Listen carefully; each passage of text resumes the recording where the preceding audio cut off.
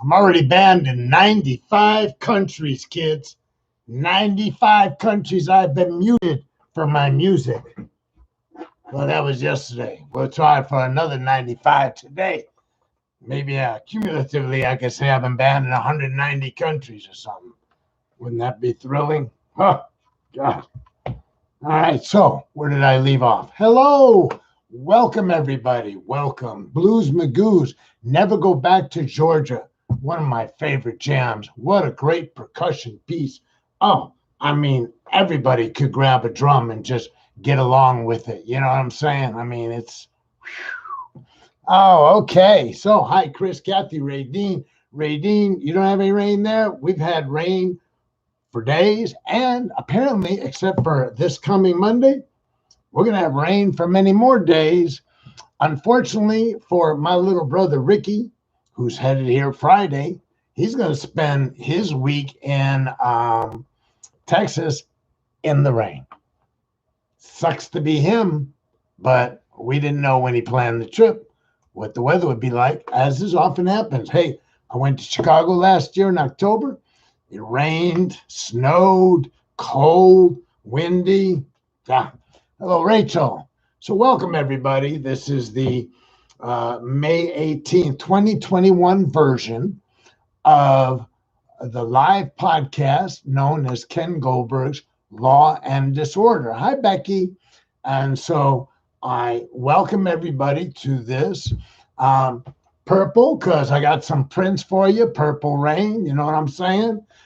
So listen, if you missed the theme when I posted it in the heading, Rainy Day, Dream Away, right? Jimi Hendrix, Purple Rain, Rihanna, and I don't know, there was one other in there. Anyways, the thing is, and as I say this, literally, as I say this, the sun shines in my backyard for the first time today.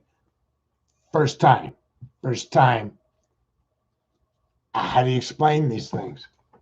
Anyways, I don't expect the sun will stay here long, nor do I need it to be here long. I had all new flowers put in yesterday. I had some designy stuff done, and I need the rain to help the plants get rooted, early on, so they'll be healthy.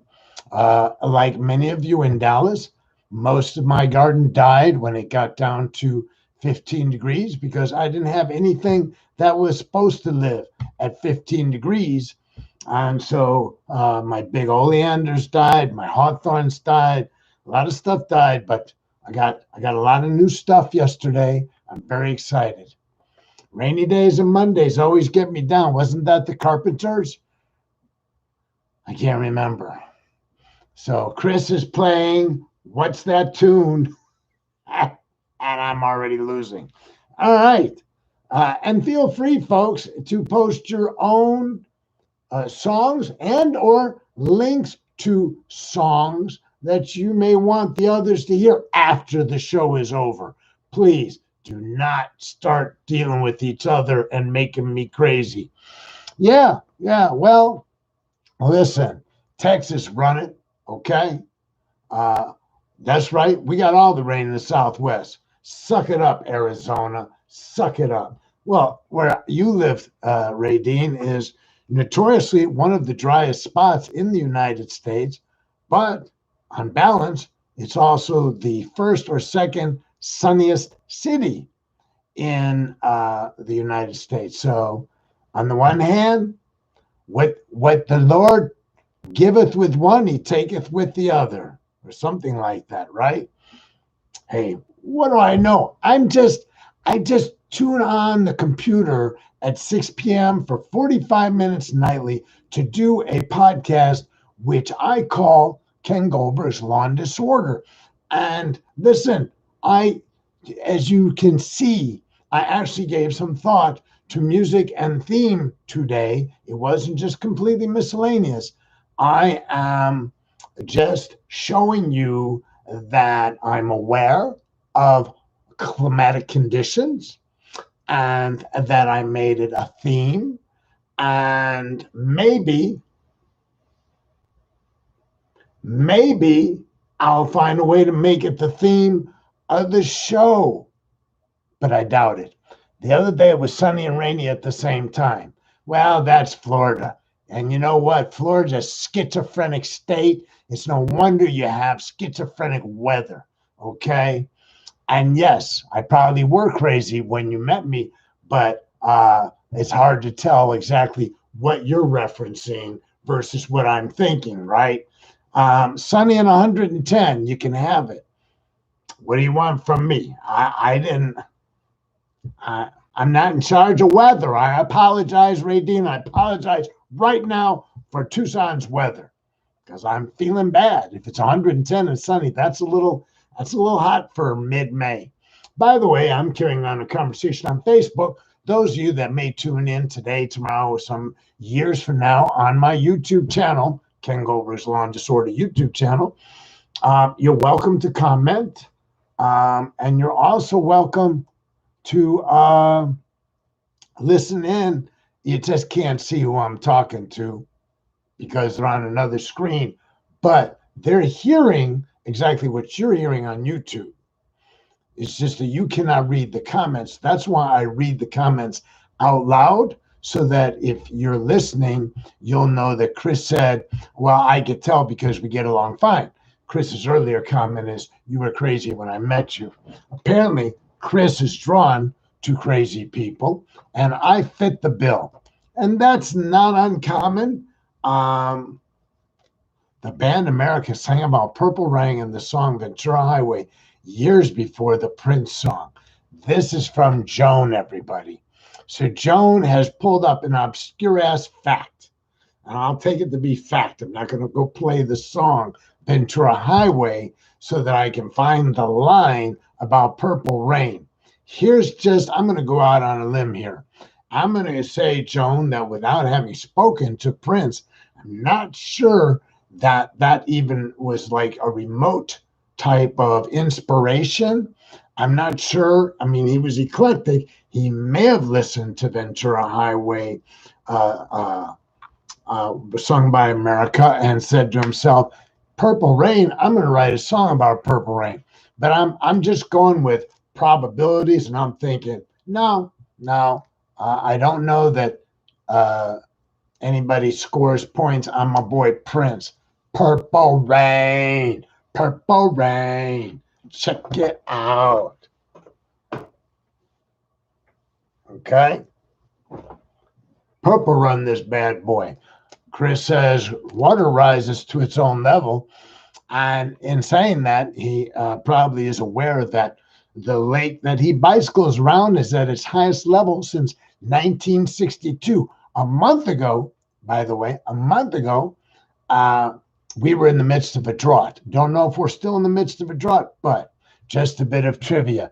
I knew that, Jonah. It's not like I thought you wanted to arm wrestle with me about the origins of Purple Rain. I was pretty sure that in good faith, you were probably just throwing out a bit of trivia. But having said that, I still enjoyed the engagement. Becky, nice. What's nice? Oh, the jacket, maybe. Oh, okay. Thank you. All music is derivative. Yeah, all music is derivative. It sounds good.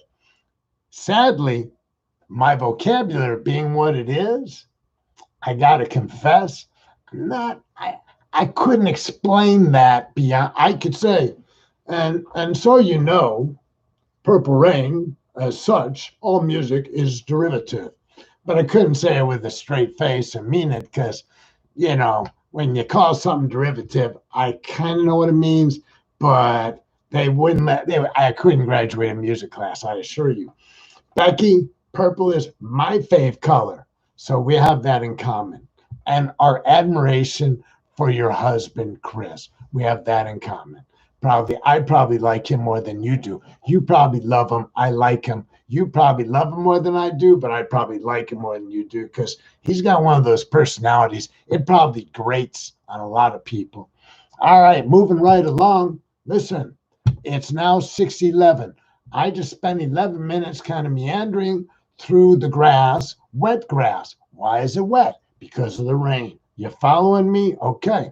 So, um, so we're going to proceed as if I know what I wanted to do tonight. Okay. We're going to proceed going forward. That's what it means to proceed.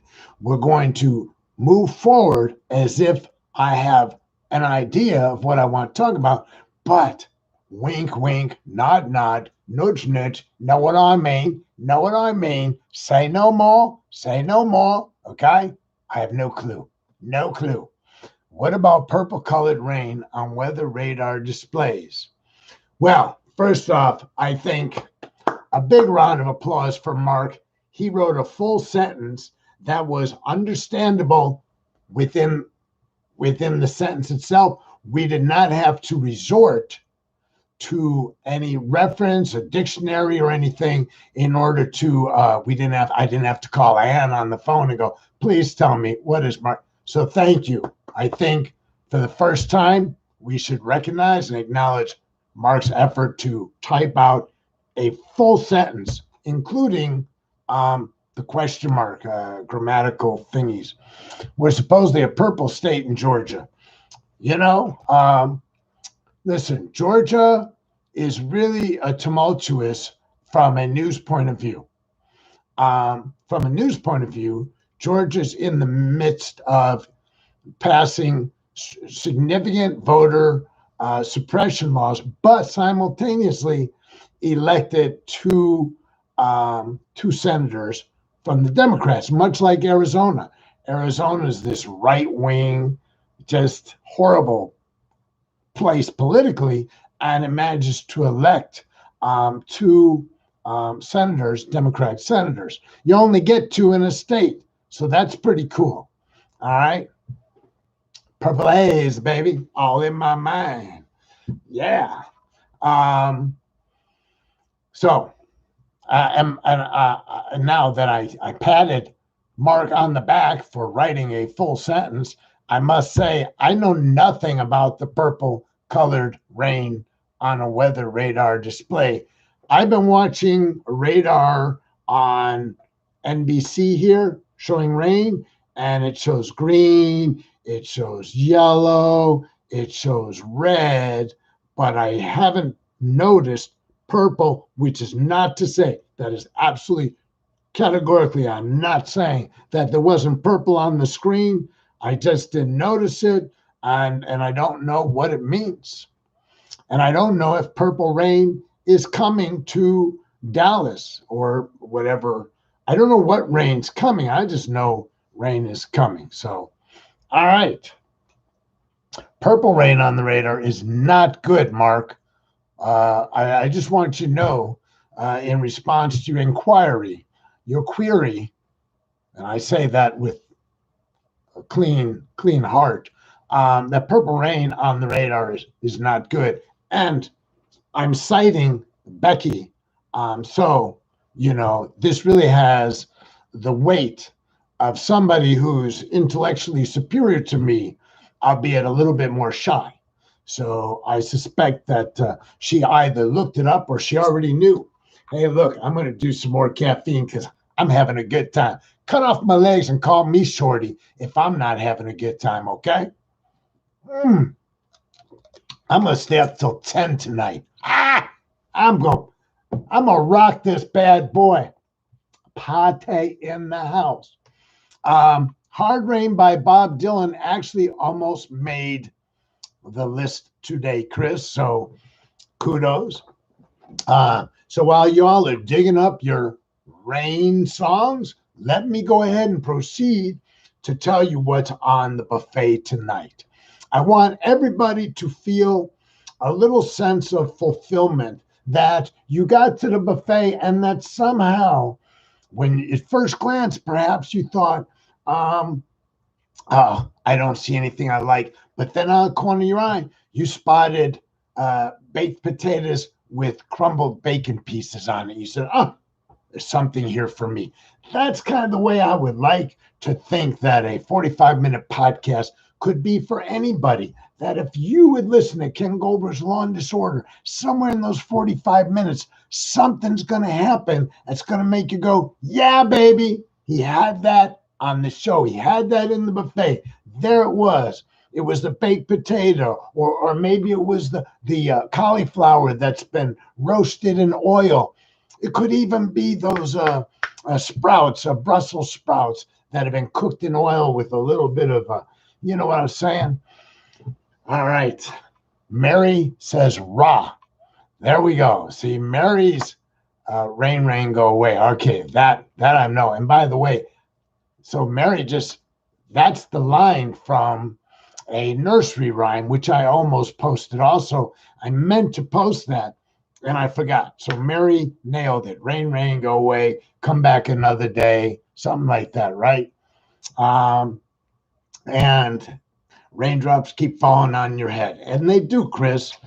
You're kind of like, you know how Pigpen has this cloud over his head of dirt? I think you have rain clouds over your head all the time. All right. So it's getting warm in this bad boy because, I've already explained to most of you, and some of you may not have been here when I explained it. I wear a Samsung watch. It syncs with my phone. I have a Samsung phone. This has detects motion, heart rate, stuff like that. So typically at the end of a podcast, my watch compliments me on my workout because my watch thinks that the way I talk is exercise. So it'll often say, good job, keep it up. But as you can see, I'm not really getting a workout. I did start off this podcast. Thank you, Mary. It's actually a jacket, by the way. But I knew it would be hot. Speaking of which, I knew it would be hot. So I didn't want to wear a shirt underneath because I'm afraid of sweating. So I don't know how many of you were here in the beginning when I played the djembe. I played the djembe as accompaniment to the Blues Magoos, Never Going Back to Georgia, Never Go Back No More. I don't know if any of you were familiar with that song, the Blues Magoos. Wow, that was quite a while ago. 1969. So some of you may have missed it, right? But the Blues Magoos used they used percussion a very effective way from my point of view. And so I played the djembe. Sometimes just before the show starts, I want to play the congas, and I did that once or twice when we were just you can't stay. Don't leave me, Mary. Tú no conoces, ¿cómo se dice? No fue. Stay, girl. I know you're leaving. That's okay. Love back at you. So I let Mary leaving completely blow me away. Oh, congas. So I grew up around congas, and congas are different than djembe. They're different in the way they're manufactured, the sound they make, and everything. I am a fond of percussion. I started out trying to play what we call a trap set, which you call a drum set is typically referred to as a trap set. And that means you've got a snare drum, you've got a tom-tom or two, you got a bass drum that's managed with your foot pedal, you got what's called a hi-hat, that's two cymbals that come together when you step on the pedal. Then you've got crash cymbals, usually to your left and your right, and then you've got a floor tom. Okay, so that's a typical trap set. Nowadays, you may go see somebody who's really invested in the percussion, and they may have a lot more in their drum set, and they may have the drummer to rise to the challenge. Um, I so I had a trap set, but only for a short period of time. It got stolen and never got replaced. Subsequently, when I won a big public corruption case here, U.S. versus Daniel Peavy or Dan Peavy, to celebrate my success, although I didn't get paid. I didn't get paid for 4 years. I went out and bought me an electronic trap set. You've seen those, and some guys actually perform with them. So it's a rubber. Everything is rubber. The sticks are normal, and then you have the thing called a MIDI that you can change what each drum represents. So you can make this a snare drum right in front of you, or you can make it a floor tom, and you just can change everything. You can make it all cymbals by pushing buttons. So I played that for a while, but I sold that when we left Arizona to come here. And I recently acquired the congas from my little brother, Ricky. And but I had played congas for a long time. But there's not a lot of bands that are looking for conga drummers. So I mostly just jammed to myself. I went to some drum circles, but you don't want to carry congas to a drum circle. They're heavy. You take your djembe. It's light. It's easy. So from a percussionist, you've seen me, some of you know, on Facebook, I post a lot of stuff with congas, and I post a lot of stuff with percussion. Usually I'm posting what I think is some of the best stuff. Either I think it's the best because the person playing is showing some sort of virtuosity. Like this guy, I posted a conga. I think he only had one finger. His hands were moving so fast. In other words, his hands, it looked like he'd been born with I guess we would call it birth defect. And he was playing, his hands were moving so fast, and he was making tones that I can't make with one finger. I posted that. I've also posted, drum stuff that some little person did, which wasn't, the best there is, but it was awful damn good for a kid. The rest of it, if you're looking at stuff that I post, like Giovanni Hidalgo, it's just a great congas. Congas can be harder to play than you may suspect, because unlike instruments where you move your fingers, when you're playing congas, your whole hands are coming into it and making contact, and it can rip your hands open, literally, to play congas or to play the djembe if you play it enthusiastically enough. All right, so I'm just warning you, I reserve the right during my podcast to jump up and play congas at any time, or even the djembe or the Native American drum I have. I can do whatever I want. And here's the reason why. I don't want anybody to think that I'm overstepping my bounds. Okay, so listen carefully. Camera 4. It's my podcast. That's why I can do what I want. Right? I know. Blows your mind. It's like, he's got a point. You can't argue that point. You can say, I don't like when you play the drums. I don't like percussion. I don't like congas. I don't like djembe. That you can say. And if you say it here, I welcome it, because it's a comment. But what you can't do is you can't stop me.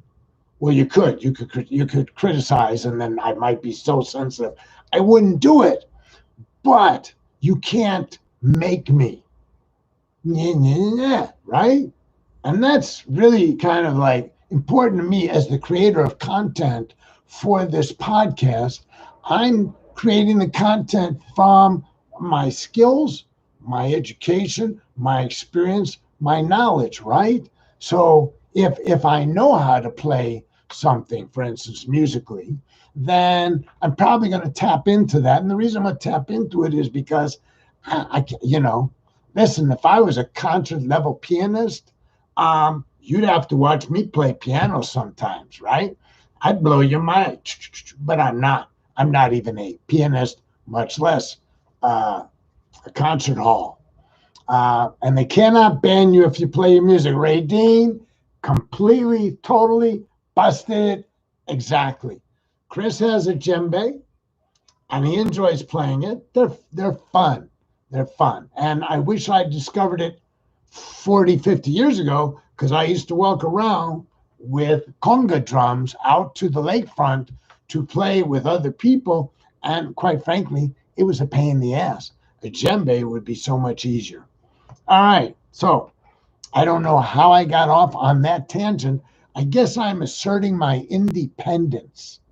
What does he mean by that? Well, I'm telling you that I can do what I want to do, and that is a declaration of independence. It's my right. It's like, for instance, some of you are laboring under the concept of a constitution. You believe, you get up in the morning, and some of you may believe, well, I have constitutional rights. And to which I, as a lawyer and quasi, I wouldn't say expert in constitutional law. That wouldn't be accurate. Look at my watch is complimenting me. Keep it up, Ken, it says. I'm no expert in constitutional law, but I probably know more than most of you. I want to tell you that your constitutional rights are very elusive and are subject to the whims of everybody from the cop on the beat to the judge in the court to the legislature and the legislator in the legislature, right? George Carlin nailed it. Absolutely nailed it. Look it up sometime when I think it's called God-Given Rights. If you read it, if you watch his YouTube on it, it's extraordinary exposition about whether you really have any God-given rights. But you do have some rights, and I have some rights. I have the right to put whatever content I want into this podcast. It's very liberating. But what restrains me, what holds me back from doing something which I would think of as obnoxious, is I really enjoy you people attending to the podcast, participating in the podcast, commenting. So I have a restraint built in that says you don't do just anything, especially if you don't think it would be either entertaining or educational. This is really important because a lot of people believe that if you don't believe in Jesus, then you don't have a moral restraint and you'll do anything because you're not afraid of heaven or hell. There's people believe that. There are people that believe that a moral compass is only derived from something external. And I suggest to you that I don't agree with that. I believe that even though I have very little belief in higher powers, the fact is I know I have a moral compass. I'm absolutely clear on that. And I've operated with that moral compass in the darkest of times, even though I didn't believe in God or karma or any of these things that are typically attributed to being the foundation for moral life. So there is this desire. There is almost a compulsion in many of us to get along, to fit in. And so being obnoxious willingly just because we can, or being verbose, or being loud, or whatever it is we may decide we can do because we're allowed to do it, most of us restrain ourselves, typically constantly, all the time. It may be a simple thought that you had, a criticism of somebody else, and you decide, you know what? I'm not going there because I value this relationship. It could be a friendship. It could be a romance. It could be a parent, right? But you don't say it. And not because you believe you'll go to hell after you've said it, but because as part of your morality, you believe that you should treat others as you would have them treat you. And you wouldn't say that kind of thing to somebody else. So you restrain from saying it to them. The Bible is an awful, immoral book.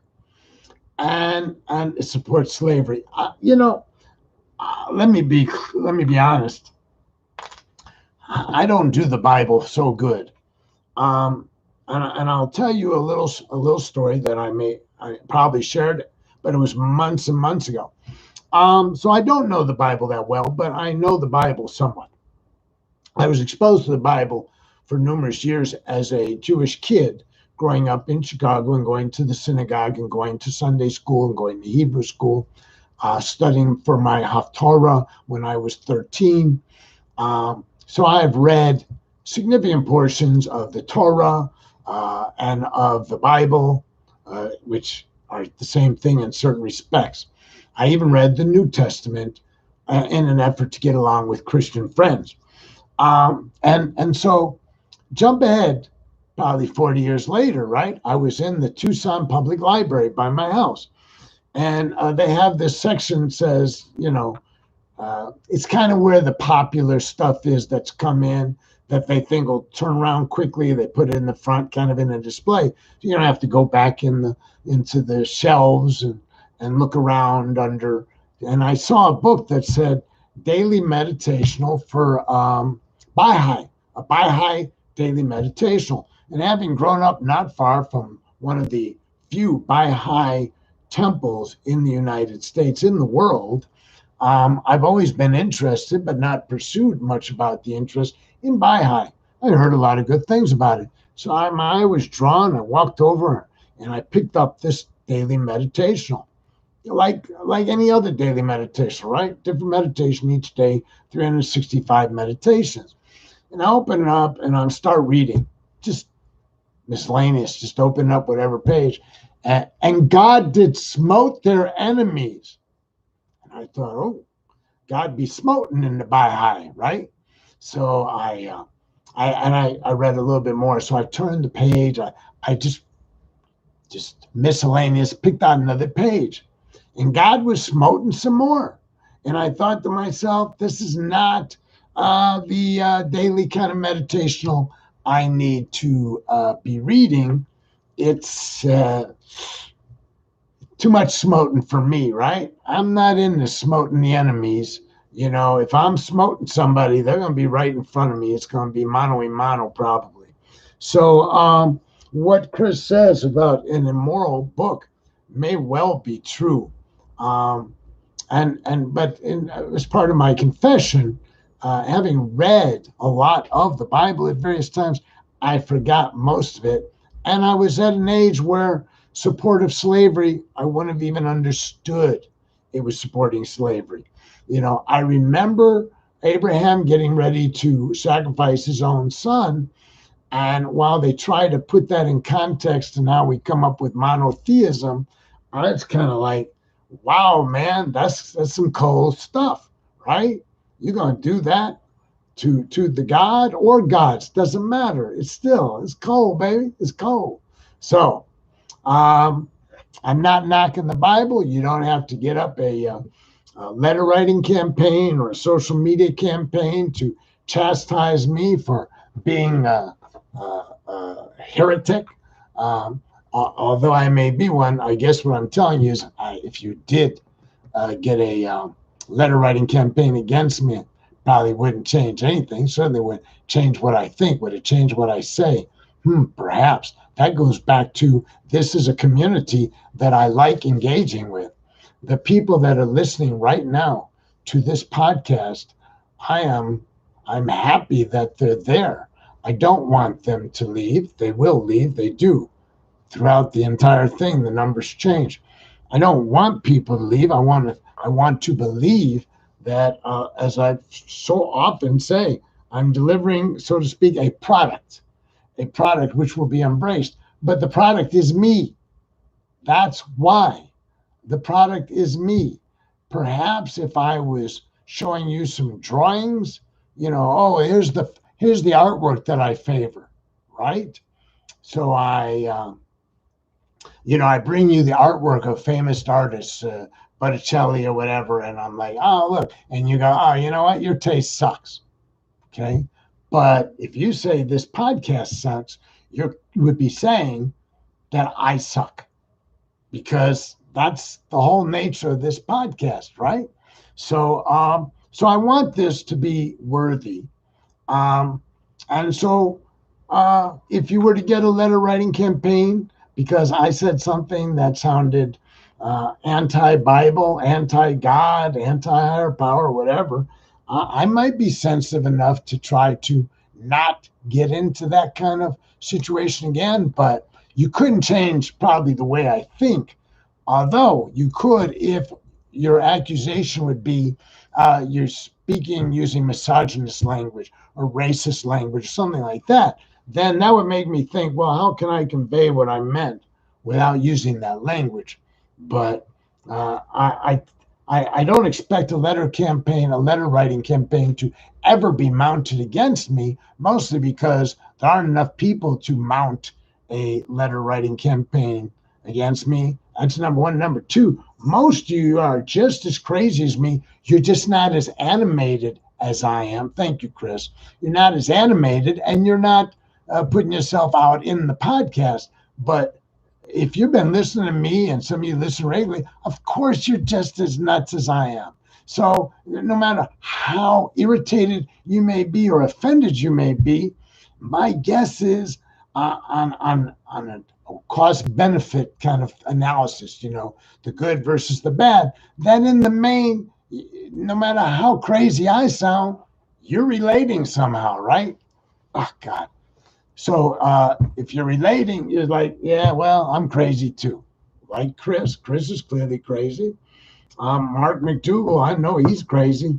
Um, Radine's kind of subdued. It's hard to tell if she's crazy. I don't know, you know, I didn't see Lisa join in. I've read some of the stuff she writes. She's a little nuts. Kathy's very subdued also. It's kind of just low key, so you don't know how crazy. Joan, she only manifests craziness like periodically, right? Becky, she's made a member of the Crazy Club because for instance, she's married to Chris, and she's become a friend of mine. Thus, she can almost automatically be categorized. She is certainly she is probably smarter than Chris and I, and certainly probably fits into numerous categories, which we could applaud her for. Her brilliance, her common sense, things like that. But in this context, where I'm allocating craziness to you, that's how I did it. So I hope she's not offended and goes, oh, so that's what's important? I'm Mrs. Chris? No, not at all. That's just how we identify that you're a sick puppy. All right, so moving right along. Da da da da da da da da da da da da da da da da da da. Da da da da da da da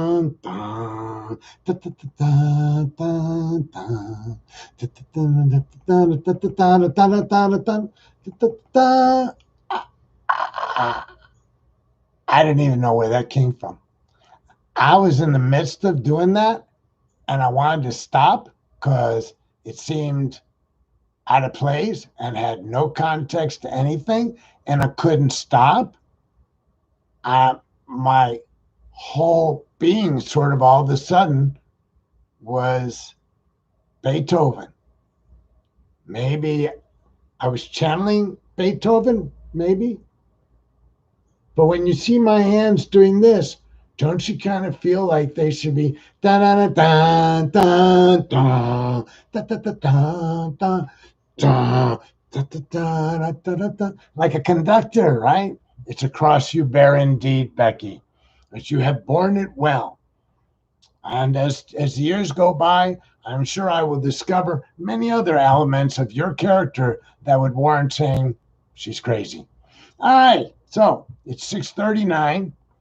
It's time for me to begin to bring it all back in, calm down in anticipation of doing some loving kindness. So at the end of each podcast, in a moment or so, we do this metta, kindness, goodwill, compassion. Well, as dysfunctional as this community called Ken Goldberg's Lawn Disorder, as dysfunctional as it is. Like, look, Becky, whom I don't know that well, just said, "Oh, I'm all effed up." You can read it for yourselves, kids. Okay. So apparently, when I said you're all relatively dysfunctional in some way, shape, or form, I wasn't off the mark. Um, uh,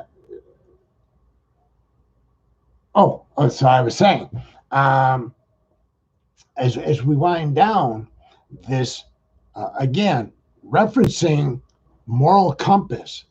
So you can believe in karma, which means that if I do put out bad, bad will come. If I put out good, good will come.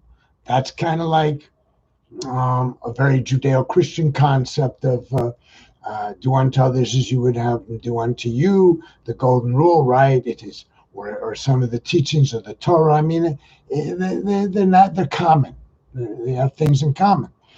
But what I said earlier and what I want to pursue now is that you can be moral without it. You can cultivate morality. You can enhance your own morality with something like the practice of metta. You can elevate your moral behavior. And one way to do it is to practice loving kindness. Okay? So, Chris says we put the fun in dysfunctional. Kathy says I'd be crazy. See?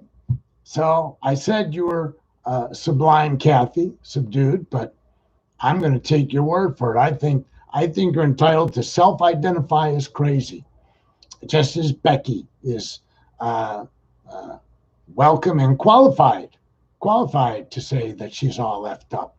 All right. So at 6:42, let's rock that goodwill.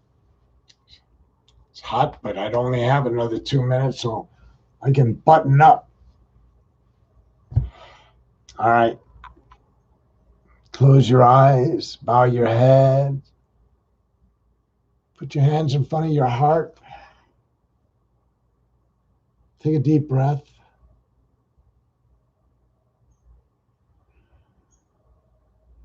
Think to yourself, may I be happy, healthy, and free from harm. May I be free from anger, anxiety, and fear. May this practice lead to a life of greater peace and comfort. May my mother and father, all my living family members, and all my friends be happy, healthy, and free from all harm. May they too find the path that brings them a life of peace and comfort. May those persons whom I harbor any ill will towards, maybe I rationalize or justify, but in any case, whatever the conditions, let me send those persons loving kindness and goodwill. May they be happy, healthy, and free from harm. May they be enjoying their lives with peace, comfort, and joy. And may all living beings throughout the entire universe, humans and non-humans, be the recipient of our collective goodwill now, so that all living beings may be happy, healthy, free from harm. May all living beings live their lives in safety, comfort, and peace. Satu, Satu, Satu. Well, thank you. Thank you, Joan and Kathy. Yes, you will see me tomorrow evening, God willing, weather permitting. The creek don't rise, doesn't flood. I do want to say that it's Tuesday. Oh, I just forgot what I wanted to say. Anyways, I appreciate y'all dropping in. It's kind of like Pee-wee's Playhouse, but not. I don't know if that makes any sense. That made complete sense to me. But as I said it, as it came out of my mouth, I thought, that's a stretch, babe. That's a real stretch. Pee-wee's Playhouse. But you won't get any closer to Pee-wee's Playhouse than Ken's Law and Disorder. I'm telling you. Thank you, Chris. I'll see y'all real soon. See some of you in Chicago. See some of you in Dallas. See some of you on the internet. but I'm going to see you. Power to the people. Peace out.